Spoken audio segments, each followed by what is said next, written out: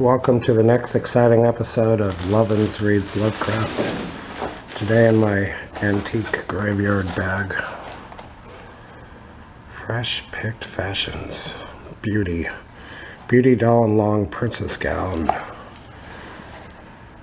I like fashion dolls. I found them.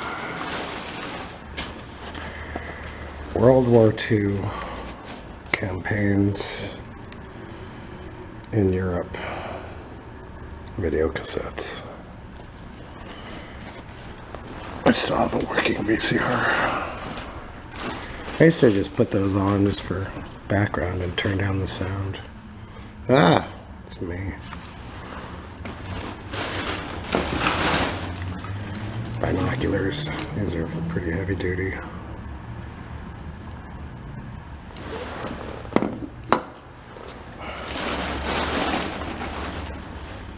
A bow.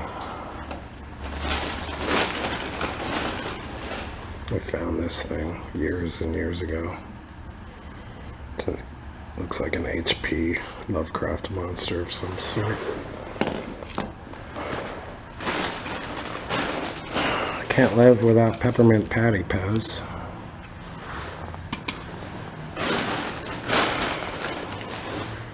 Coin purse. I tried to use it when it was given to me, but it's just too small. My left pocket is my change purse. For some reason I brought these beads.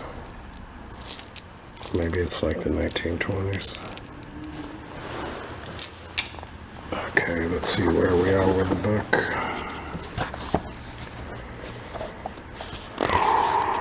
We finished up the white ship. Now we're on to the street.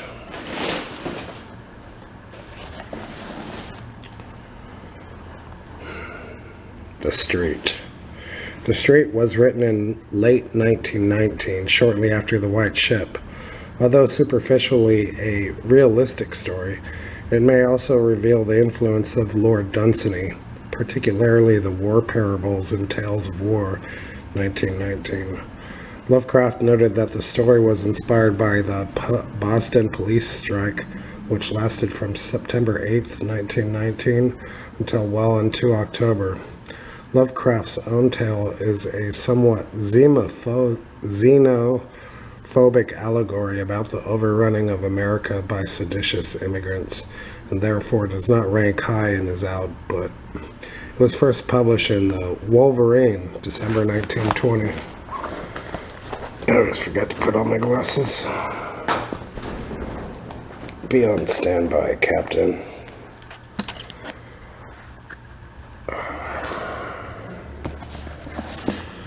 There'll be those who say that things and places have souls, and there be those who say they have not. I dare not say, myself, but I will tell of the street. Men of strength and honor fashioned that street. Good, valiant men of our blood who had come from the blessed isles across the sea. At first it was but a path trodden by bearers of water, from the woodland spring to the cluster of houses by the beach.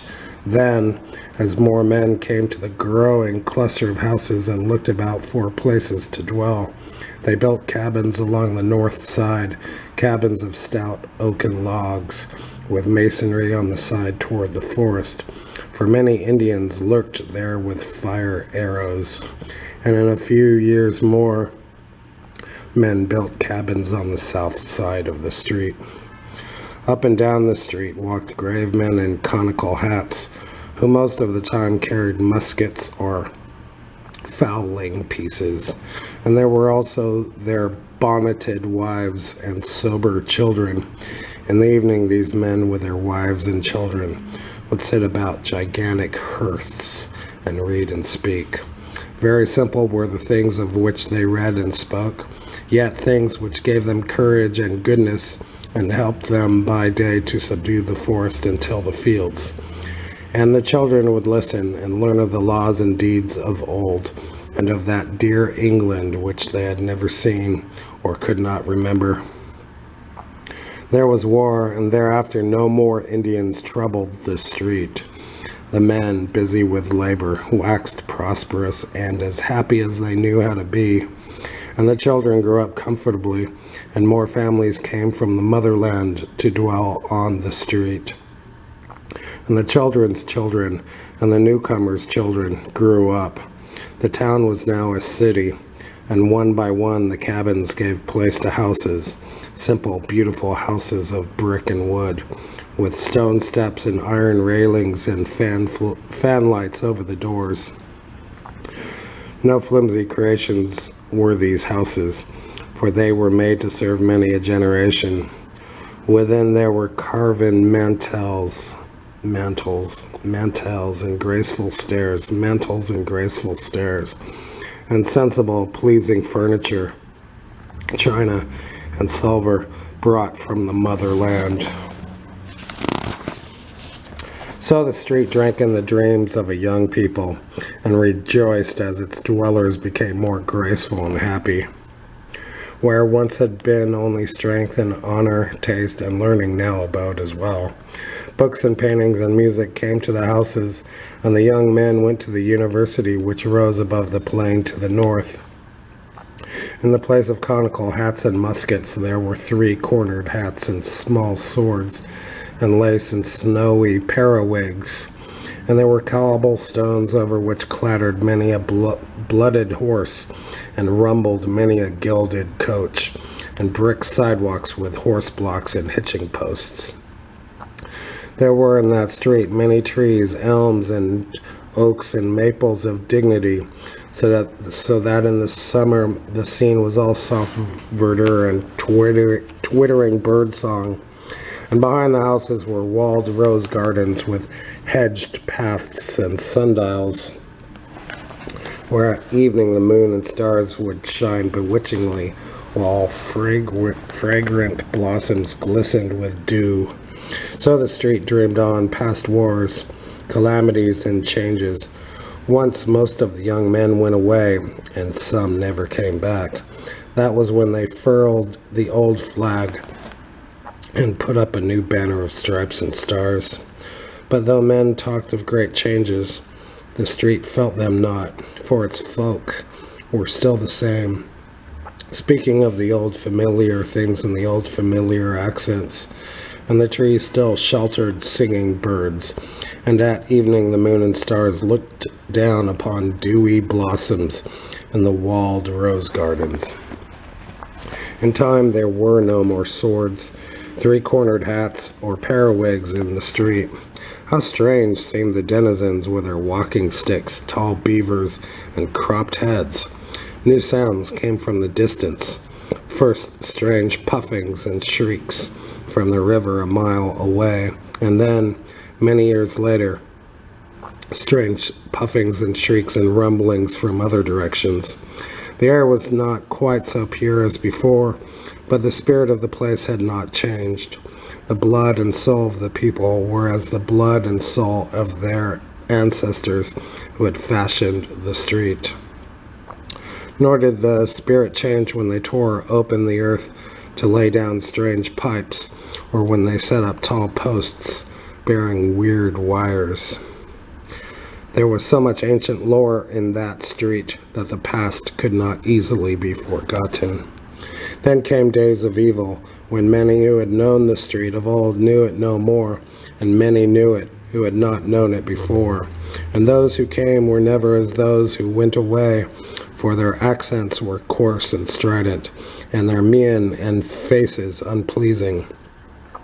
Their thoughts, too, fought with the wise, just spirit of the street, so that the street pined silently as its houses fell into decay, and its trees died one by one, and its rose gardens grew rank with weeds and waste. But it felt a stir of pride one day when again marched forth young men, some of whom never came back. These young men were clad in blue. With the years, worse fortune came to the street. Its trees, all gone now, and its rose gardens were displaced by the backs of cheap ugly new buildings on parallel streets. Yet the houses remained, despite the ravages of the years and the storms and worms, for they had been made to serve many a generation. New kinds of faces appeared in the street, swarthy, sinister faces with furtive eyes and odd features, whose owners spoke unfamiliar words and placed signs and known and unknown characters upon most of the musty houses. Pushcarts crowded the gutters. A sordid, undefinable stench settled over the place, and the ancient spirit slept. Great excitement once came to the street. War and revolution were raging across the seas. A dynasty had collapsed, and its degenerate subjects were flocking with dubious intent to the western land. Many of these took lodgings in the battered houses that had once known the songs of birds and the scent of roses. Then the western land itself awoke and joined the motherland in her titanic struggle for civilization. Over the cities once more floated the old flag, companioned by the new flag, and by a plainer yet glorious tricolor. But not many flags floated over the street, for therein brooded only fear and ignorance. Again young men went forth, but not quite as did the young men of those other days. Something was lacking, and the sons of those young men of other days, who did indeed go forth in olive drab with the true spirit of their ancestors, went from distant places and knew not the street and its ancient spirit.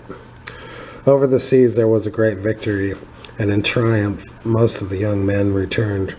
Those who had lacked something lacked it no longer, yet did fear and hatred and ignorance still brood over the street, for many had stayed behind, and many strangers had come from distant places to the ancient houses, and the young men who had returned dwelt there no longer. Swarthy and sinister were most of the strangers, yet among them one might find a few faces like those who fashioned the street and molded its spirit, like and yet unlike, for there was in the eyes of all a weird, unhealthy glitter, as of greed, ambition, vindictiveness, or misguided zeal. Unrest and treason were abroad amongst an evil few who plotted to strike the western land its death blow, that they might mount to power over its ruins, even as assassins had mounted in that unhappy frozen land from whence most of them had come.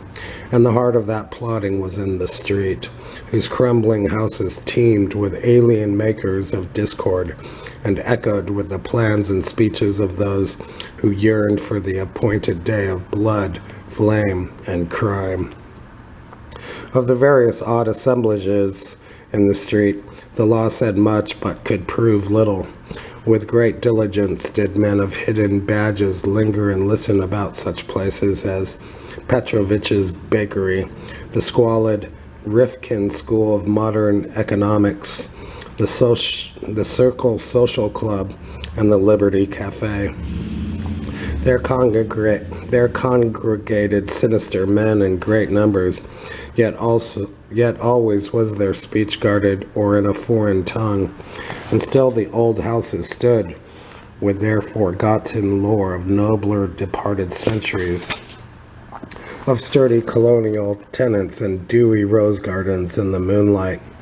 Sometimes a lone poet or traveler would come to view them, and would try to picture them in their vanished glory. Yet of such travelers and poets there were not many.